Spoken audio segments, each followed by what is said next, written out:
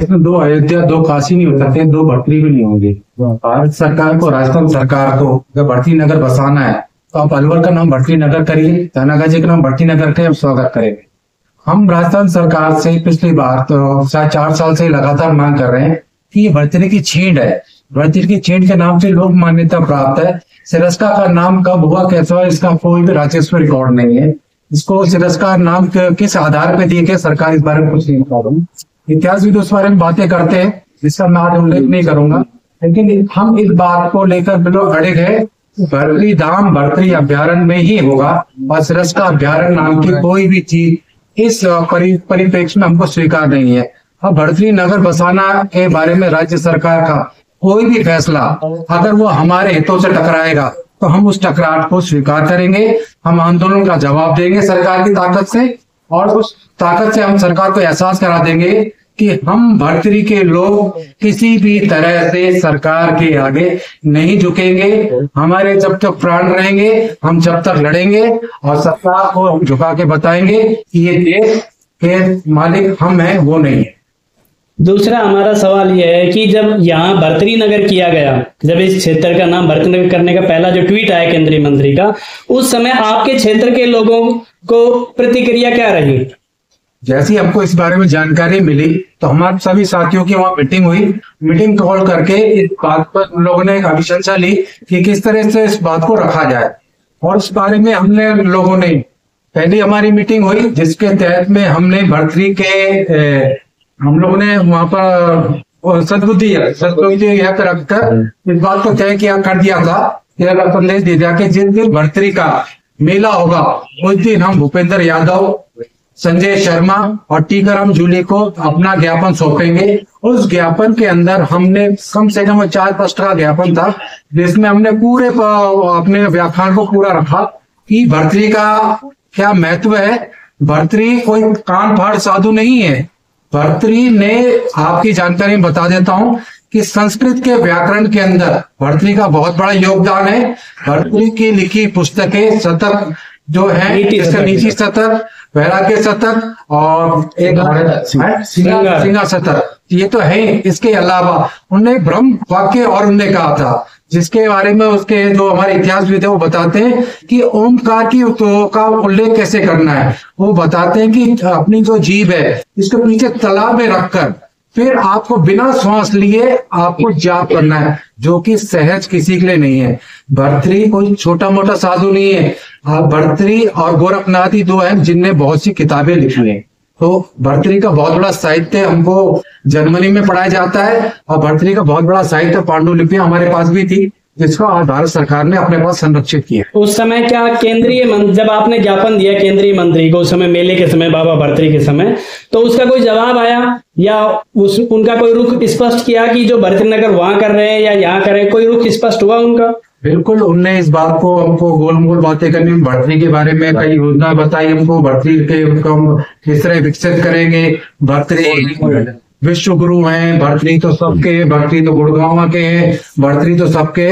लेकिन हम इनने क्योंकि मेला हमारा था, हम वहां पर अपने मेहमान होते हैं जिनका हमने कॉल किया था, हमने अपनी बात रखी। हम उनका कोई भी अपमान नहीं कर सकते, हमने उनकी बात कही थी। लेकिन वहां के जो लोगों की नारेबाजी थी उसने इस बात का लोगों को बता दिया था, वो केंद्रीय मंत्री भूपेंद्र यादव, संजय शर्मा जी को, कि भर्तरी को बंटवारा को लेकर यहाँ के लोग बिल्कुल भी सहन नहीं करेंगे। हमारा जो आंदोलन, जो आप कह रहे हैं कि हम अगर सरकार नहीं मानी तो आप जो आंदोलन वहां करने जा रहे हैं उसके बारे में आप बताइए। जो आपका जो आंदोलन होगा सरिस्का क्षेत्र में, जिस आंदोलन की आप बात कर रहे हो, 1 अक्टूबर को बद्री धाम पे हमारे आसपास के जितने भी जनप्रतिनिधि थे उनकी एक मीटिंग हुई बद्री धाम पे, और वहां पर सभी लोगों ने अपनी मंशा का सबको पूछा गया कि भाई अब आंदोलन शुरू हो रहा है, सबकी मंशा क्या है। तो इस बारे में उन लोगों ने कहा कि साहब इस बात को लेकर कोई भी सरकार से हम समझौता नहीं करेंगे और आंदोलन की रूपरेखा बने। तो वहां के सभी गणमान्य व्यक्तियों ने आंदोलन की जो रूपरेखा बनाई उसको मैं आज आपके साथ भी साझा करता हूँ। 6 अक्टूबर को हम लोग, कुछ लोग साथी आकर जिला कलेक्टर के माध्यम से मुख्यमंत्री भजनलाल शर्मा जी को अपना ज्ञापन पेश कर देंगे, जिसमें हम अपना रुख और अपनी मांगों को स्पष्ट कर देंगे, जिसमें हम अपने आंदोलन की पूरी रूपरेखा को दर्ज कर रहे हैं कि 11 तारीख को 11 अक्टूबर सवेरे 11 बजे कुशालगढ़ के पास में चिमटीनाथ आश्रम से हम भर्तरी की ध्वजा लेकर पैदल कूच करेंगे भर्तरी धाम की ओर। 11 तारीख को की रात को और 12 तारीख के दिन में और 12 तारीख की रात को हमारा वहां पड़ाव होगा। हम वहीं रुकेंगे। हम इस बात के लिए पड़ाव दे रहे हैं वहां पर कि राज्य सरकार हमारी है, केंद्र सरकार को हमने अपने वोटों से चुना है।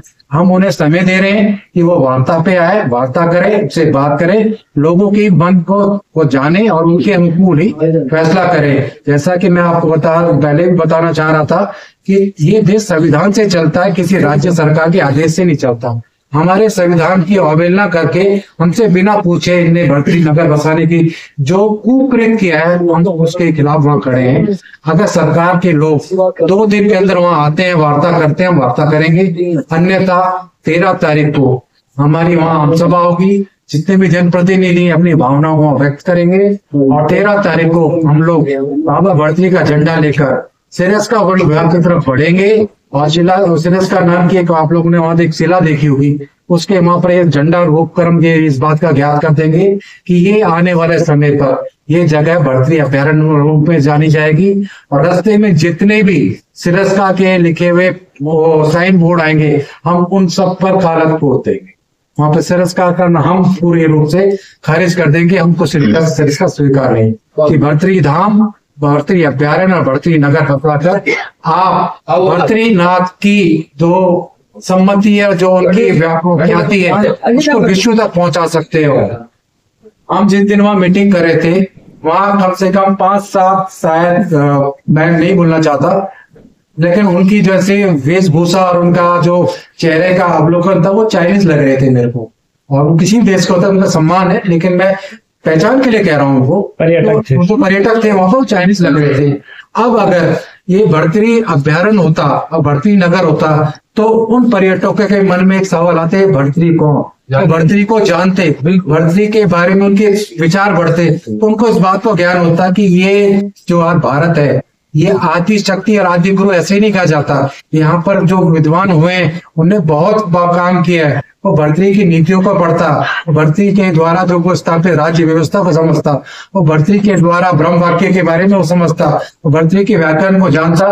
तो अब ये जानिए कि भारत की ख्याति विश्व के अंदर बढ़, सिरस्का से भारत की ख्याति में और अलवर को कुछ प्राप्त नहीं हो रहा।